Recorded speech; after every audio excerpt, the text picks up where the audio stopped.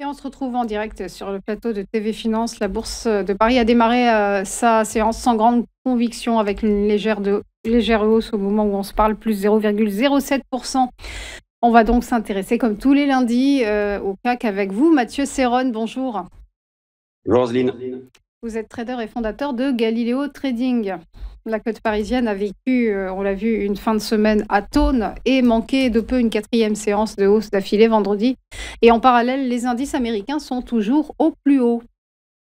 Oui, en effet, nous avons une divergence entre le comportement des marchés américains et les marchés européens, et plus précisément le CAC 40, avec une semaine à enjeu, puisque 11 valeurs de l'indice français vont publier leurs résultats du deuxième trimestre, parmi lesquels LVMH et Total jeudi. Aux États-Unis, nous aurons du lourd également avec les résultats du deuxième trimestre d'Alphabet et Tesla mercredi, et la semaine prochaine, le reste des 7 magnifiques. Pour Nvidia, il va falloir attendre un petit peu, c'est dans un bon mois, puisque là, la publication sera le 27 août précisément. On va avoir également cette semaine la réunion des gouverneurs de la Banque centrale européenne, qui devrait laisser cette fois-ci les taux inchangés. Donc des marchés actions qui restent toujours bien orientés, portés par l'espoir d'accord concernant les droits de douane, concernant des baisses de taux également à venir à partir du mois de septembre en ce qui concerne la Fed, et toujours des liquidités qui restent importantes et qui arrivent sur les marchés. Donc ce qui dope, ce qui porte les marchés américains, vous le disiez, qui ont battu encore des records la semaine dernière.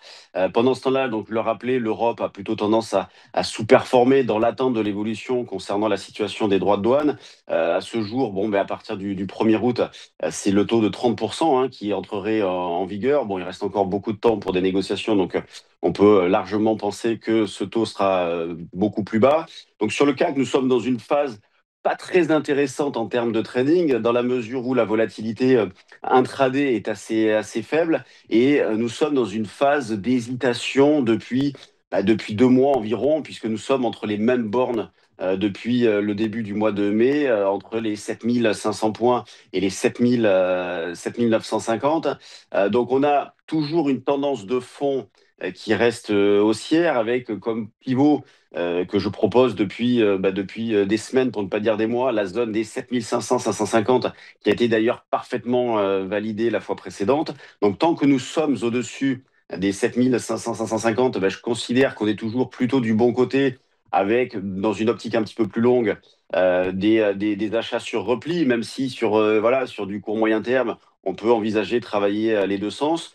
Moi, pour tenter un achat en ce début de séance, je suis positionné dans la zone des 7700, 7795, 7805 sur le futur échéance août, dans la mesure où vendredi dernier, c'était l'échéance des contrats juillet, avec 7500, on va dire, comme niveau d'infirmation. Donc tout ce que j'achète au-dessus, eh bien, je le couperai si jamais on casse les 7500. Et puis pour ceux qui voudraient tenter des ventes d'une manière un petit peu dynamique, à court terme, il est possible de prendre le niveau des 7855 points, donc qui correspond au plus haut qu'on a fait vendredi après-midi, avec une affirmation au-dessus des 7950. Là, pour le coup, ça a le mérite d'être extrêmement clair.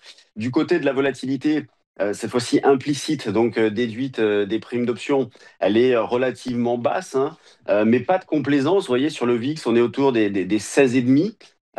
Sur le CAC, elle est un petit peu moins élevée, autour de 14. Donc de tels niveaux de volatilité permettent soit de jouer des paris directionnels de manière sereine, en utilisant les bonnes stratégies sereines, dans la mesure où on a la possibilité de mettre en place des stratégies avec des risques qui sont fermés de tous les côtés, et éventuellement mettre en place également des couvertures, comme je le disais, semaine en jeu. On peut s'attendre à des décalages importants cette semaine, dans la mesure où on a de grosses capitalisations qui publient. On l'a vu la semaine dernière, on a eu des mouvements assez violents sur certaines valeurs. Donc on peut s'attendre à une semaine chargée, ça à coup sûr, et probablement animée, en espérant un regain de volatilité à court terme. Merci beaucoup pour votre analyse et belle journée à vous, Mathieu Merci. Serron. À suivre après une nouvelle pause, les valeurs à suivre, ce sont les market movers. À tout de suite.